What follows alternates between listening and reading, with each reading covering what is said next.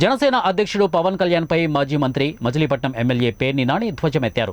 ప్రతి మీటింగ్లో పవన్ తన అభిమానులతోనూ కార్యకర్తలతోనూ సీఎం అని పిలిపించుకుంటున్నారని ఎద్దేవా చేశారు.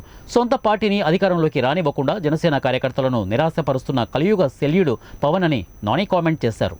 నువ్వు ముఖ్యమంత్రి అవ్వాలి, మా ప్రాణం పెడతాము, మేము చచ్చిపోతాం అని చెప్పని ఏ రంగం వేస్తున్నటువంటి మీ వాళ్ళందరినీ కూడా, అరే మనకి సీన్ లేదురా, మనం పల్లకి మోయటమేరా, మనం ముఖ్యమంత్రి అవ్వలేం, నేను ఎమ్మెల్యేని అవ్వలేను, మీరు ఆగండి అని చెప్పని ఇట్లాంటి స్థైర్యాన్ని చంపే మాటలు మాట్లాడేవాడిని ఏమంటారు భారతంలో?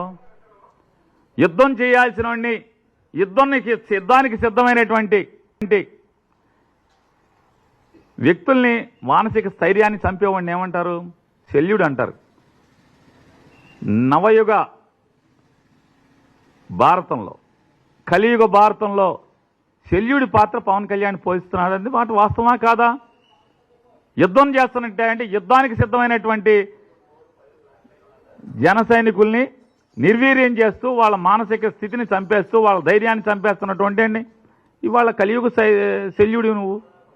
నాడు కర్ణుడి ధైర్యాన్ని నిర్వీర్యం చేయడానికి ప్రయత్నం చేసిన శల్యుడు ఇవాళ మీ పార్టీ కార్యకర్తల్ని స్థైర్యాన్ని యుద్ధం చేద్దామని రెడీ అవుతుంటే ఆయుధాలను పక్కన పడేయండి, మనం పల్లకి మొయ్యాలి, మన చేతిలో ఆయుధాలు కాదు, మన చేతిలో పల్లకి పట్టి ఉండాలి, పల్లకి కమ్మి ఉండాలని చెప్పి చెప్తున్నాడు. నువ్వు శల్యుడితో కదా శల్యుడు. మరి నువ్వు శల్యుడివి కాబట్టి అర్జునుడు అంటే నువ్వు పోల్చుకుంటున్నావు.